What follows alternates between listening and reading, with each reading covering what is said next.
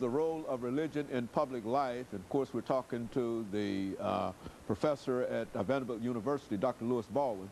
And of course, Dr. Baldwin, let me sort of pick up where we left off the last time. You were talking about the so-called mega churches, and you were making some distinctions between. The mega church phenomenon, as I indicated, is a very recent phenomenon, and they're very interested in putting religion to the service of public policy matters. And of course emphasizing the importance of religion in the public arena. I think we need to make some distinctions between the way Dr. King related religious convictions to public life and public policy matters, and the way mega churches are doing the same thing today. Dr. King, interestingly enough, respected the boundaries that separate church and state. And I think we don't see a lot of that today with many of the mega churches and many on the religious right. I think there's a tendency to transcend those boundaries, not to transcend those boundaries, or to, they're not so clearly marked. The divisions are not so clear when you look at the religious right and the mega church phenomenon. But Dr. King was very clear in the sense that he always respected our tradition of the separation of church and state. The other difference, I think, is that Dr. King brought a prophetic dimension to his public expressions of faith. That is, he critiqued our values, he critiqued our institutions, our practices, he critiqued the racism in society, the economic injustice, the exploitation of the poor, the violence. But we don't see that prophetic dimension today with the mega churches. Mega churches, as I indicated, almost the opposite, really. Exactly. In the comments we made before we went on the air, I indicated that mega churches are concerned about prosperity and praise. You know, God wants you to have this.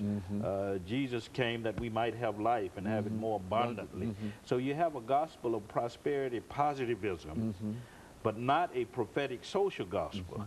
And that's an important difference between what Dr. King and what we see today with people like Eddie Long and Creflo Dollar and T.D. Jakes and Paul Morton and others. Now, not to say, I'm not saying that we don't need these people, because I think they're doing a great job in terms of pursuing charity ministries, that is feeding hungry. They have programs for people who are addicted to drugs and alcohol and that kind of thing. The homeless. And exactly. But they don't challenge the very structures that make people poor in the first place.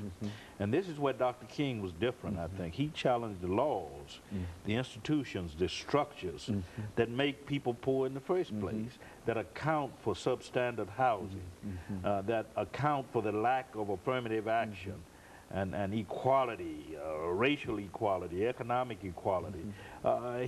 He attacked the structures, the institutions, and I think that's missing today with our mega churches, with our mega church pastors, with the electronic church.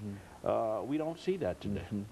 Well, now, Dr. Baldwin, what would you suggest that could sort of realign these various thoughts in reference to more social responsibility toward the gospel or toward for the church? Yeah, I think we need to go back to what Dr. King once called a holistic gospel. Dr. King often said that the gospel deals with the whole person.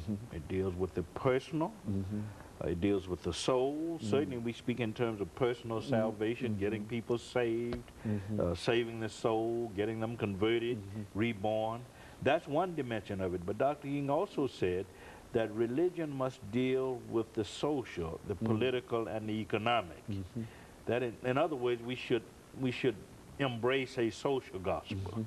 The social gospel movement, as you well know, started by Walter Rauschenbusch, Washington Gladden, Josiah Strong, and other thinkers, had a heavy influence on Dr. King. So he always understood religion in both personal and social terms.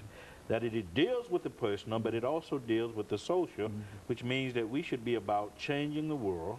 We should be about feeding the hungry. We should also be about challenging those laws, structures, institutions that oppress people that account for inequality in human life.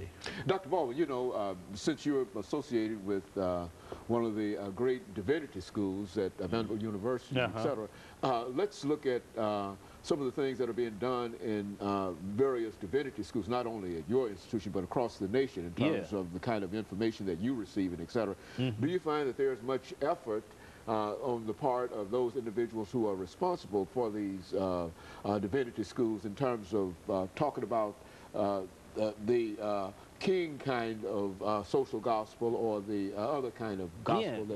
Unfortunately, we don't see enough